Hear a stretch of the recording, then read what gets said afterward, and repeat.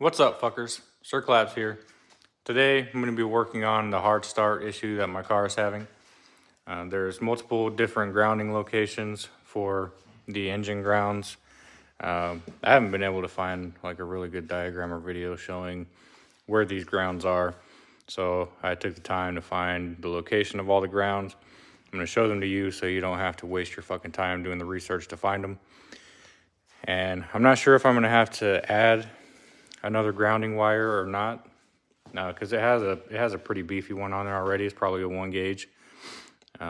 Should be more than sufficient. This car did have aftermarket headers put on it, and I'm thinking that it's just getting so fucking hot that we're getting some wires that are heat soaked. And there's one harness back here that I'll show you, definitely been affected by the heat. So connectors are melting a little bit. The wires look like they might be melting together. So we'll take that harness off, go through it, and see if that fixes our problem also. Who do we have over here? Ham Solo, the shop piggy, Odin, the shop doggy.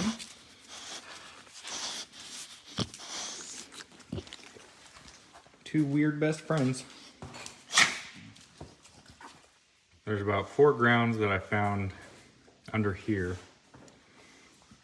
And I thought they were all small, but there's one that's pretty decent size. So if we come here to the driver's side, on this harness here, this wire that's in my fingers right now, it's really small, but it comes out of this harness and it connects right here to this bolt on the block. That's one of the grounds.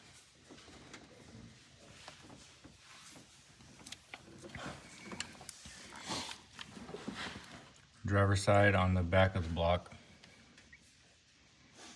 this one right here is one of the other grounds. And they're all secure right now. I checked them. This one is right behind the last coil pack on the driver's side. Right here.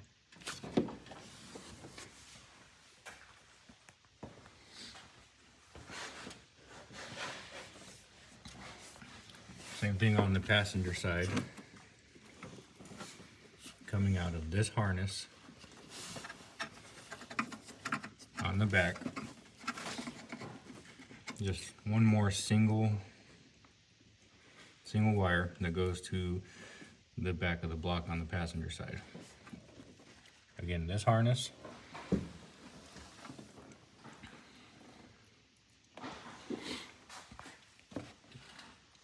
And the last one is this one right here, which seems like a proper ground. It's a big juicy boy. That's how I like to see the grounds. It connects to the front of the block here, and it goes to right here, which appears to be a painted surface, which I'm not a huge fan of. I'll probably scrape the paint off, reconnect it, put a little dielectric grease on it to help prevent it from rusting and corroding.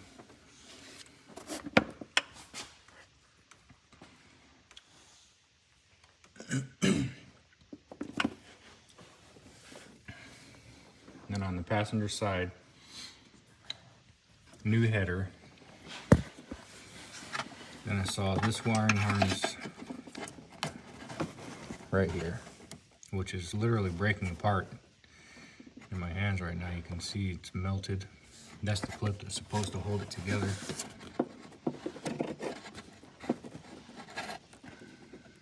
Melted.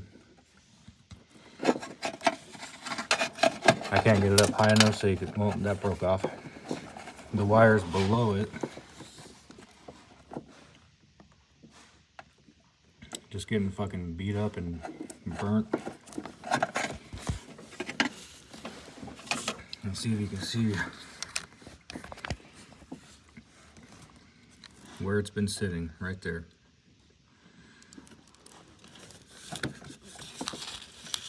Header.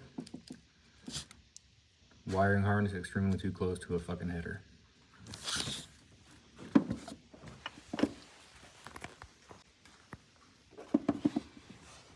Also, the way that this ground was put back on, I'm not sure if this is how they did it from the factory or not, but I would rather this ground wire be bolted directly to the engine rather than having the little metal clip that's holding this fucking thing on. Because this can go to the outside, so I'm gonna put this ground wire on the engine. And that wiring harness that was getting burnt goes here to the passenger side.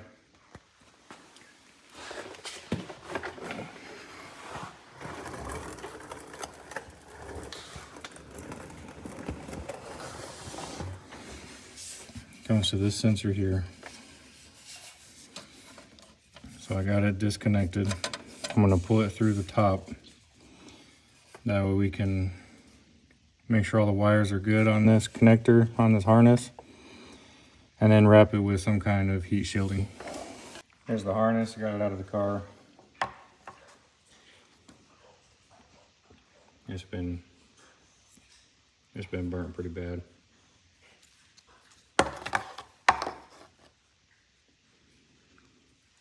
All the wires were stuck together.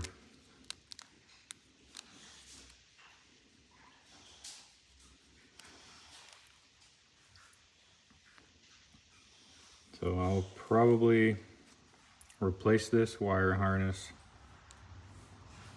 It's a good idea. I'll replace this harness when the new one comes in. I'll wrap it with some good heat shielding. That way it doesn't get burnt. And then I'm gonna, when I reconnect the wire, I'm gonna route it so that it's as far away from the header as it can be. Like, it's still in there with the heat shield and everything, but this harness it had to have been less than an inch away from that piece of the header that was just burning it. So I ordered the two sensors, the harnesses. It's a pack of two, like 18 bucks. Got them on Amazon. I'll put a picture right here so you can see the link if you want to type that link in if you need these. And before I start messing with the grounds on the engine, I'm gonna disconnect the battery. That way I'm not shorting anything out. It's 10 millimeter.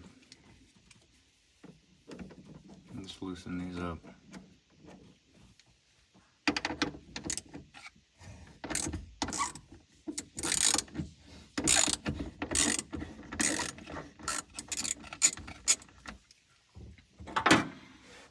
Disconnect the negative first.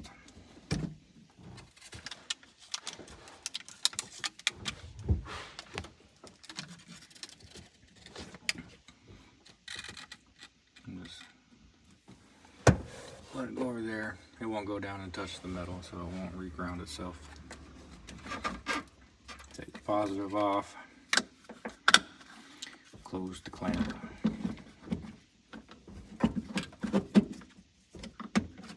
Underneath there.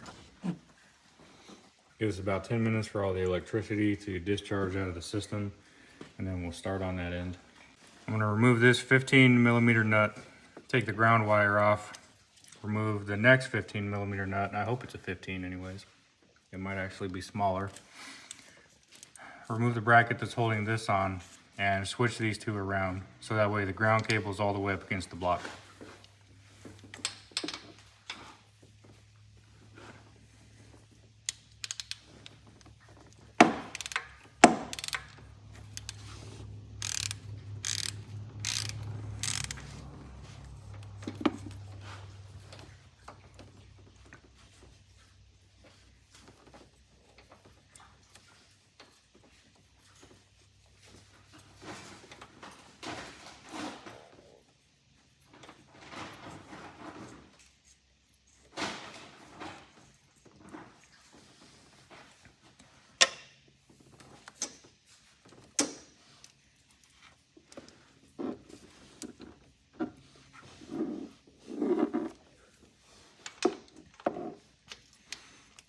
That's also a 15, so that's good.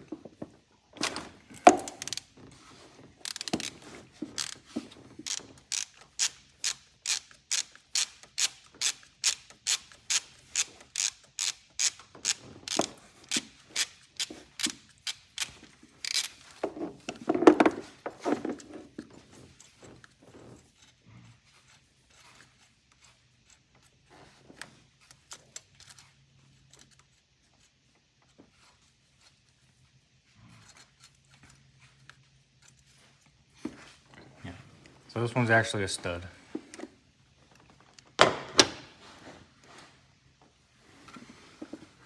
That part right there is clean. I get a wire brush so I can clean off the sides of this and then put it back on.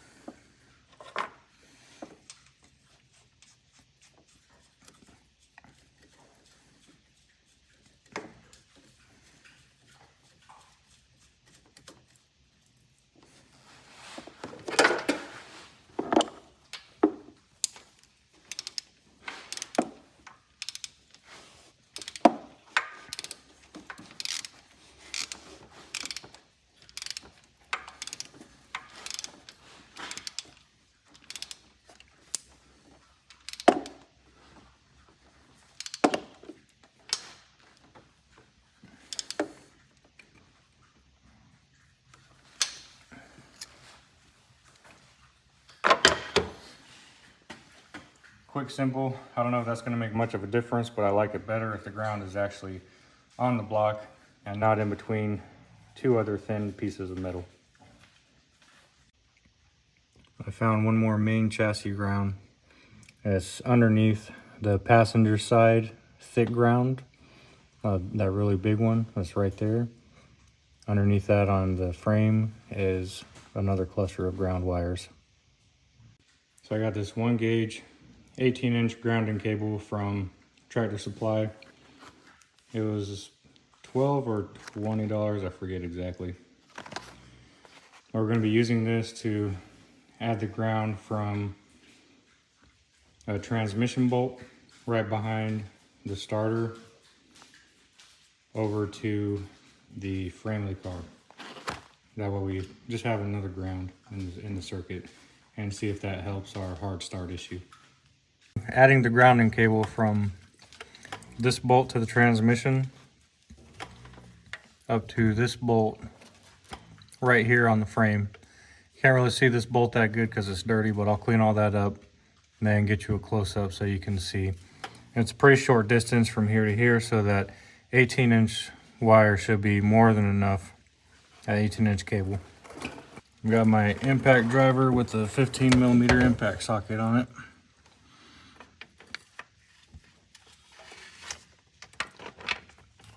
I'm gonna remove this one.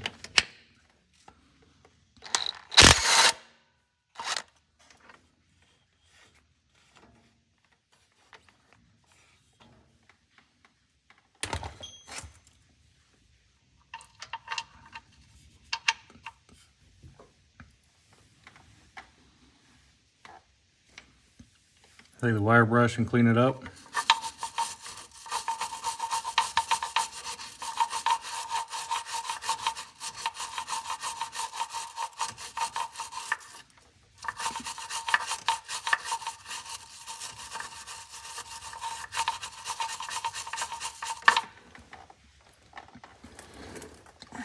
Clean up the bolt.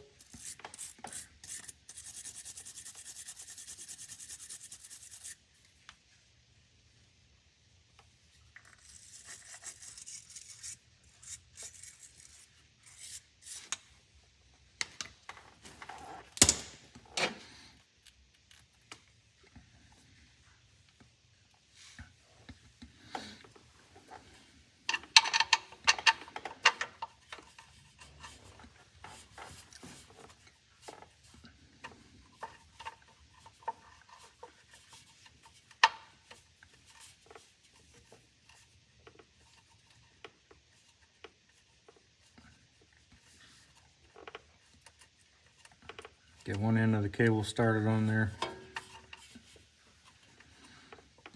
And we're going to leave this loose until we get the cable routed over here to the frame.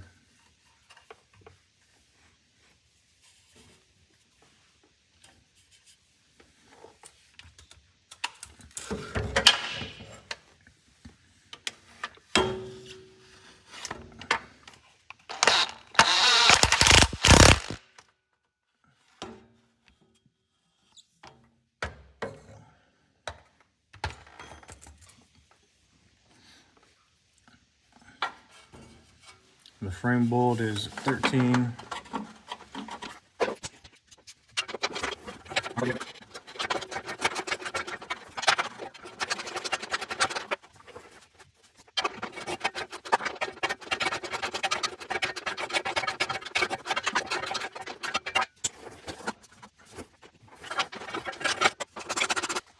That bracket's a painted surface, so I'm going to take a little bit of 120 grit sandpaper and I'm just going to knock the paint off of this.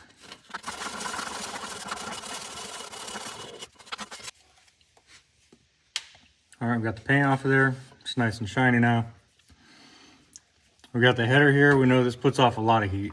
This is the down tube for the header. So we want to route this in a way that's going to stay as far away from the header as we can.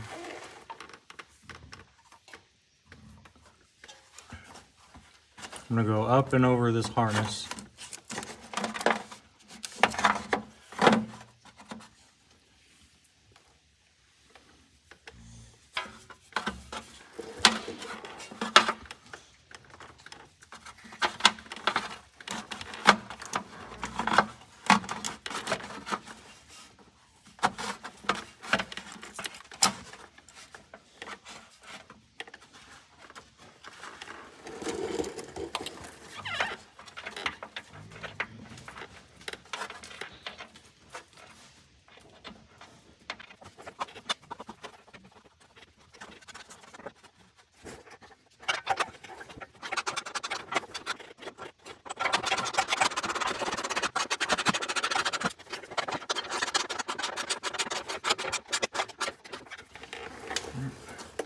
We got that one tight.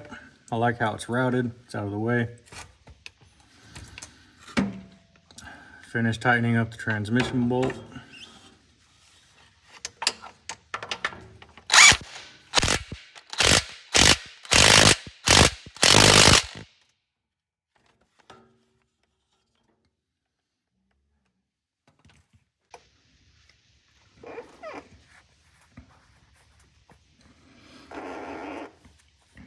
And so we put it on this transmission bolt here, right next to the header and the starter, as you can see. Ran the wire up over that harness to the engine, or not the engine, the car frame rail right there. Temporary fix for this wiring harness. I just put a piece of rubber hose around it. Cut a slit all the way through the middle. A little bit of heat shielding tape. I'm not going to put this all the way across because this is only rated for 300 degrees. and I'm pretty sure it gets way hotter next to that header, so I'm not gonna add that all the way down. I have everything back together now, and we're gonna just do side-by-side comparison of a cold start. I'll also put in a video of it hard starting. Here's the cold start, which is always pretty good.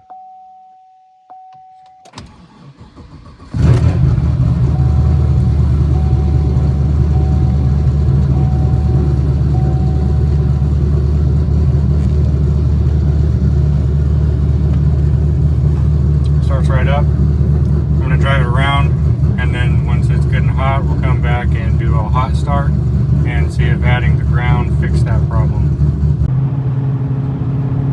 We have a little bit of a rod knock on the driver's side. I don't know if you can hear it.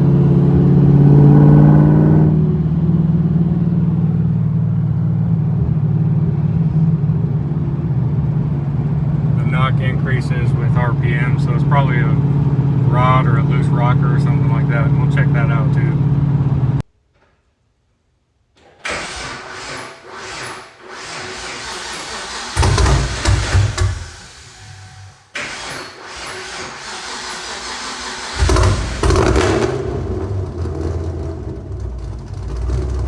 Now it does have this problem every now and again when it's hard to start like that. I'm pretty sure it's a grounding issue or something. Let's see if this will focus. It's probably a grounding or wiring issue somewhere. I'll get that figured out. The RPM gauge stops working. The service stability track codes come on. Everything just lights up like a Christmas tree, as you can see. But I'll figure out why it's doing that. We'll get that fixed. Alright, I just drove around for a bit. It's good and warm now. We'll see how the hot start is.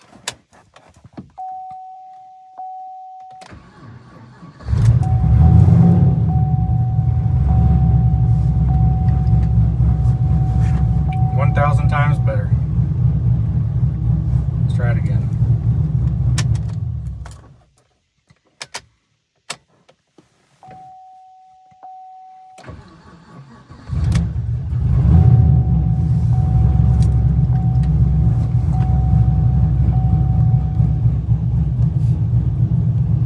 Great success.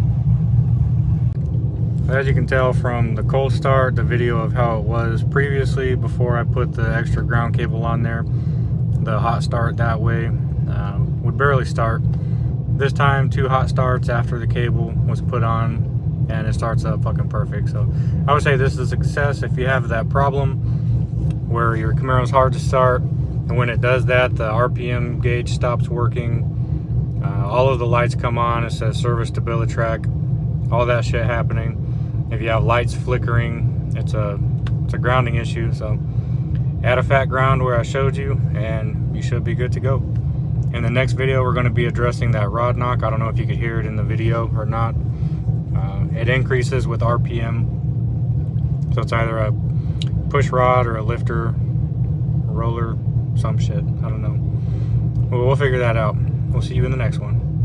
It's caught in the crossfire.